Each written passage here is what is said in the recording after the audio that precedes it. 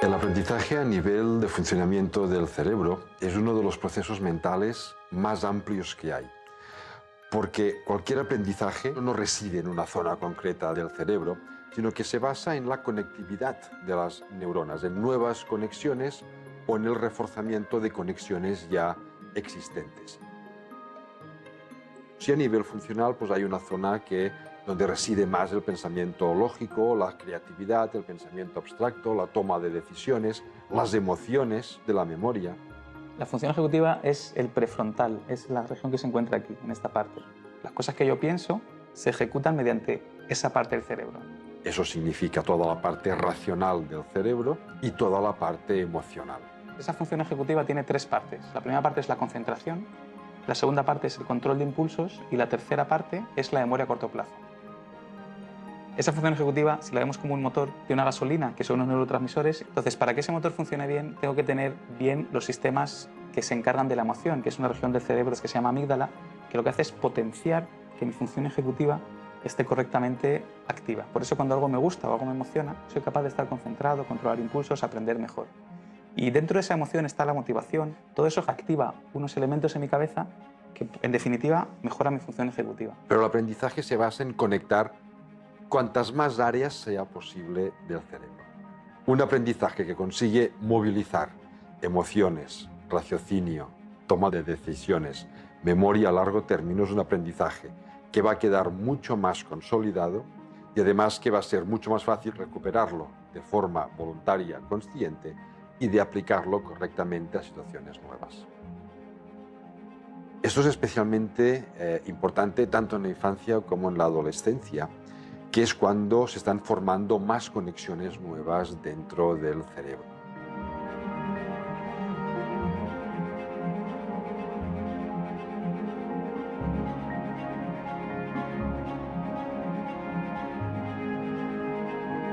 Realmente cada edad tiene un periodo que llamamos periodo sensible. Tenemos que educar teniendo en cuenta esos márgenes del periodo sensible, pero lo que no podemos es quemar etapas o adelantar etapas que van a llegar por su propio peso.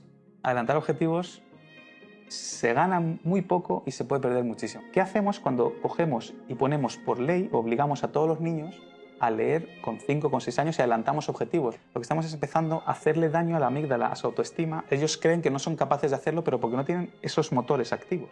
Entonces, adelantar objetivos no ganamos nada.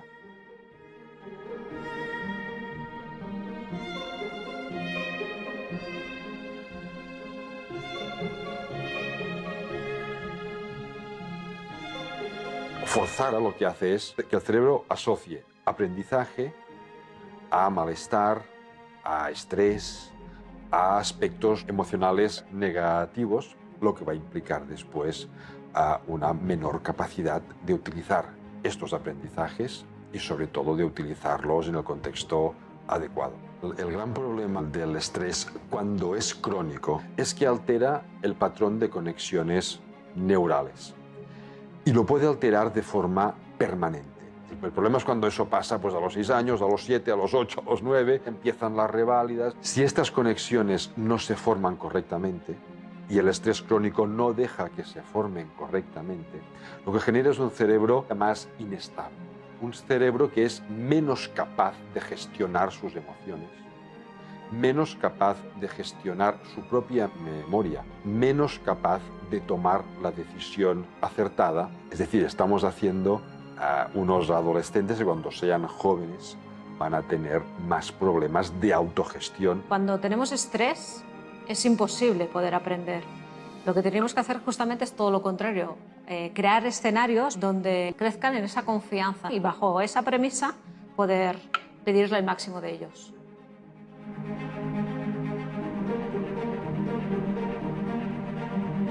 El tener unas reválidas, si eso se convierte en lo único importante y no el aprendizaje del niño, al final lo único importante es llegar a esos niveles de reválida, con lo cual no estamos respetando las velocidades diferentes a las cuales va desarrollándose el cerebro de los niños. Estamos dejando fuera a un montón de niños. Para acreditar lo que hemos aprendido sería hacer una propuesta de evaluación auténtica y eso poco tiene que ver con los exámenes. Nosotros tenemos una especie de educación bulímica. Yo te meto contenidos, tú me los vomitas en el examen y luego te olvidas. Por tanto, si hemos dicho que la evaluación tiene que ser muy auténtica, la manera de aprender tendría que también que ser muy auténtica, muy realista, muy significativa. Aprender realmente a partir de lo que les motiva, estimular esa capacidad de querer saber.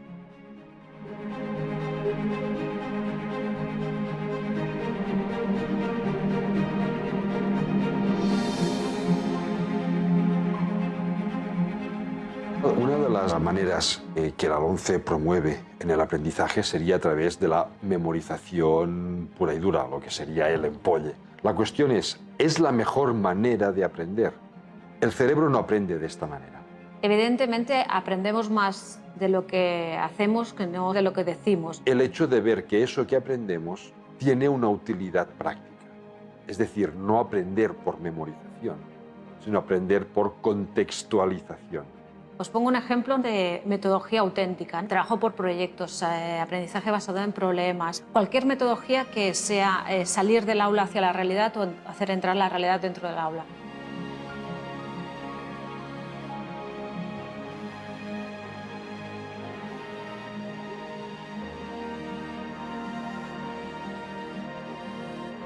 Si la ratio de estudiantes por aula va aumentando, va en detrimento justamente de la calidad de ese aprendizaje, porque cada niño tiene su ritmo de aprendizaje, entonces tendríamos que dedicar una atención más individualizada para obtener de él el máximo rendimiento.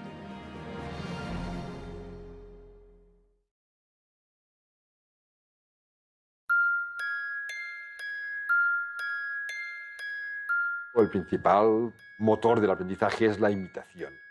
Imitamos porque tenemos un determinado tipo de neuronas, se llaman neuronas espejo, que lo que permiten es reflejar en nuestro interior aquello que vemos fuera. No solo a nivel motor, a nivel de motivación, de creatividad, de emociones.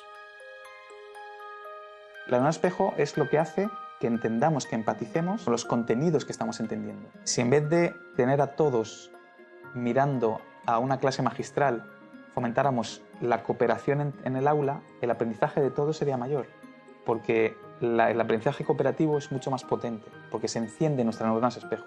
Los seres humanos somos seres sociales y está clarísimo que aprendemos mucho más colaborativamente que no competitivamente. En sí nuestro cerebro trabaja colaborativamente, no se puede entender una función cerebral desunida, ¿no?, de las otras, por tanto, cuanto más colaborativo sea el aprendizaje, más y mejor vamos a aprender. Una educación excesivamente individualista que priorice la competencia entre alumnos no es un reflejo de lo que después va a ser la vida adulta en sociedad.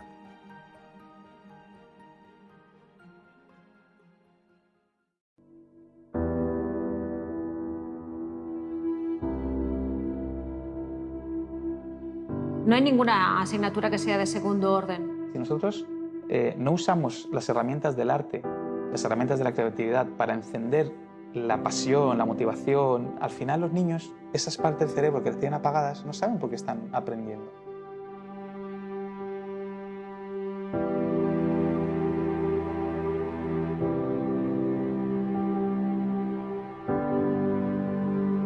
La adquisición de conocimientos precisa siempre motivación.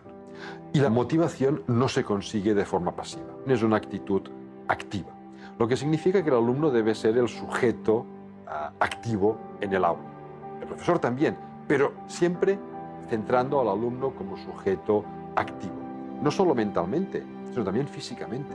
Tener un alumno sentado durante 3 horas en un aula no tiene ningún sentido desde el punto de vista del aprendizaje. El que niños estén sentados tanto tiempo en un aula es antinatural. El ejercicio físico en general lo que hace es que mejora la oxigenación cerebral. Después de hacer un ejercicio, sobre todo aeróbico, mi cerebro funciona mejor. Que la educación física no solo mejora la coordinación motora, sino que se produce una sustancia, se denomina irisina, que viaja de los músculos hacia el cerebro y favorece la plasticidad neural.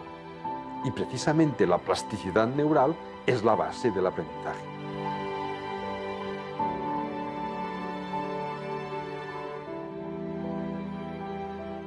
El departamento de nutrición es clave. Uno de los problemas que tenemos es que le estamos dando ninguna salida a los problemas de aprendizaje. Y eso nos lastra todo el sistema. Y lo que hacemos es cerrar los ojos y obviar que están. Requieren, en primer lugar, un correcto diagnóstico. Ese correcto diagnóstico tiene que venir por unos servicios de orientación mucho más potentes que realmente apoyen el diagnóstico temprano de los trastornos de aprendizaje para no tener que sacarlo del sistema. Cada una de las personas que forman la comunidad educativa es importante. Ese lazo entre familia y escuela es garantía de éxito para un buen aprendizaje.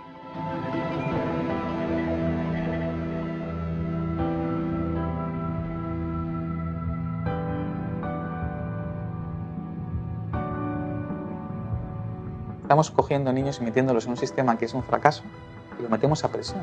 Pero los niños sienten que no están dando la talla ante lo que les pedimos. Problemas de autoestima inmensos, problemas de depresión, problemas de falta de tiempo. O sea, no puede ser que los niños estén hasta las 10 de la noche haciendo los deberes. Luego, ¿cómo le vas a pedir que le guste estudiar? Es que es imposible. Es imposible que su amígdala se encienda cuando le pedimos que siga aprendiendo. Lo que estamos haciendo es desmotivando. Los riesgos y problemas que pueden surgir si aplicamos la ley tal cual es... estamos excluyendo a muchos chicos del sistema educativo. No hay nada más bonito que aprender, pero para ellos no, porque llevamos diciéndole muchísimo tiempo que esto no es bonito, esto es obligatorio.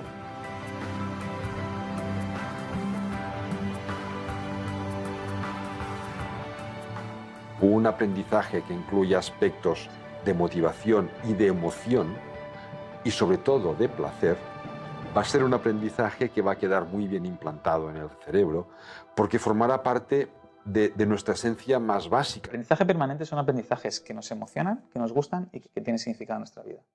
Estamos invitados a crear nuevos contextos de aprendizaje, donde las aulas como espacios cuadrados, con niños sentados en sus sillas, va a desaparecer. Por tanto, nos queda mucho por hacer aún.